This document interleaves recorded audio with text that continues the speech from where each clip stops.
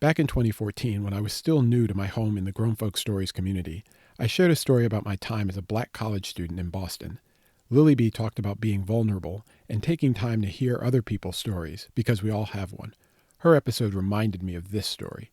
If you haven't listened to her episode, go back and listen to the previous episode and check it out. There is video of this story online, and I might just share it in the show notes. We'll see about that, but for now, enjoy the story. Welcome to Grown Folk Stories, y'all. Where's Keith B? Keith B, Keith B. Here he is. Give it up! Energy!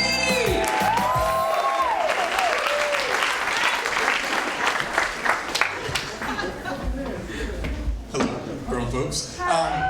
So I grew up about a half hour from New York, in New Jersey. New Jersey, in the middle by the water, which is really the Jersey Shore, but we have a branding issue, so we talk about it as in the middle by the water outside New York. But in high school, it was time to apply to college, and I had the opportunity to go to Georgia Tech, where my now wife is. She's not here tonight, that's why I'm taping. Where I could go to Boston.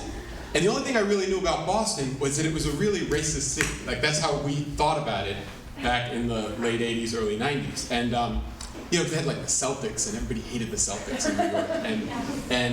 And in my junior year of high school, the Stewart murder trials happened. And I don't know if you remember that, but it was a guy who was stopped at a traffic light, and a black guy jumped in the car and killed his pregnant wife and shot him. And he, called the police, and the police went crazy in the community. Boston went crazy. And, they were looking for a black man, between 5'6" and 6'6", 150 and 300 pounds.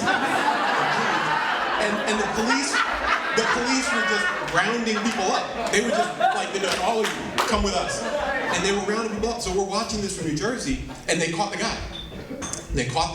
And they pulled him out of the lineup, and apparently he was going to confess, he was going to go to jail. And like a couple weeks later, it turns out the husband killed his wife and shot himself. And people in Boston were pissed. They were like, he lied. And all of us were like, well, what about the confession? Right. How did they get that? And so that was Boston for me. So we're getting ready to go. So I decide to go to Boston, and I go to MIT, and I think, well, that's not the Boston I'm going to. I'm going to be around smart people. And right.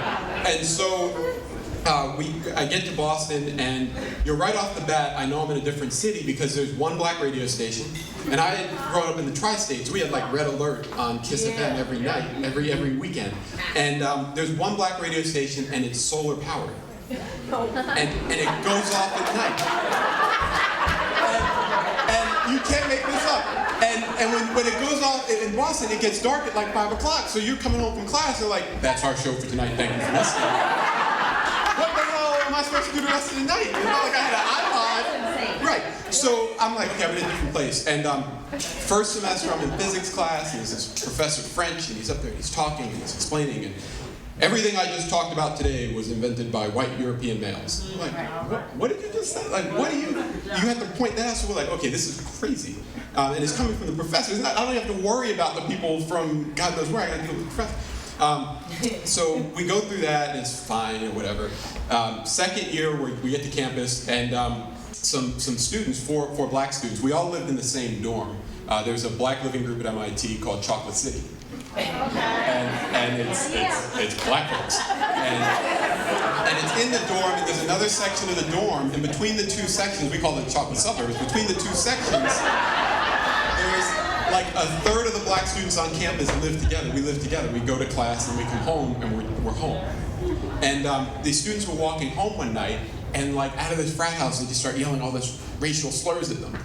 And we're like, oh, hell. So they call administration and campus police involved, and police are like, well, are you sure you heard what you heard? Like, what are you talking about? Like, of course they heard it. So we get, the students are all up in arms, and it led to actually a really good discussion about race on campus, and it led to, we filmed a documentary of the black students on campus about what it was like being black at MIT in Boston. It's actually online. I found it last week. It's still online. And it led to a really good dialogue. So, things are starting to get better. And then the next thing comes up, right? So, that same year, like the Rodney King verdict happened. And, we met, we got to get the brothers together in Chocolate City, and we got to do something, and we had a protest, and we were on the front page of the Boston Globe, and a lot of our friends and my roommate was on the cover, and we talked about it, we talked about how upset we were, but a couple years later, my sister is now an underclassman on campus, and you have to understand, like, when the way you learn there is they give you these homework assignments that take forever, and they crush you, and but you learn it there. You learn it when you're doing the homework, so you got to be in the zone, and you got to be thinking all the time.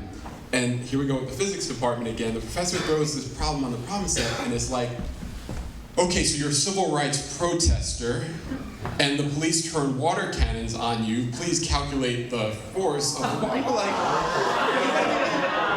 are you kidding me? So we're like, get the brothers together again. So we get back to the dorm. We're like, what is wrong with the physics department? So we start, and at this point, we had made a big enough deal about everything that we could go where we needed to do to get things done. And I decided to, at this point I'm a senior, I'm like, I'm gonna go talk to the professor and see what's going on. And it turns out that he was a Polish immigrant, and his parents were actually protesters during the Nazis. And he was actually talking about his own family and his own ancestors and his parents. And what he was actually trying to do was get us to understand, in a way that most people could never understand, the sacrifice that those people made sort of getting hit and being under the cannons and running from, and he was actually trying to accomplish something totally different. And we had immediately, and he was horrified because we had already made our presence known on campus over the last several years, so when he saw us coming his way, he was horrified, because he was actually going the other way with it. And I had forgotten about this story until the Trayvon Martin shooting, which was crazy. But that incident at least made me think that every once in a while there's a chance that what looks obvious and looks like something's wrong, there might actually be another side to the story. Before you jump to the conclusion, you at least have to go ask. Right.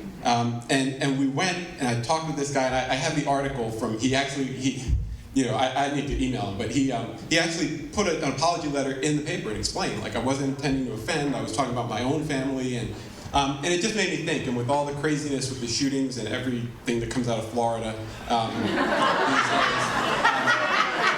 you try and keep an open mind, and you try and remember the lessons from when I was in school 20 years ago, but it's really hard. And I just wanted to share that, and that's my story.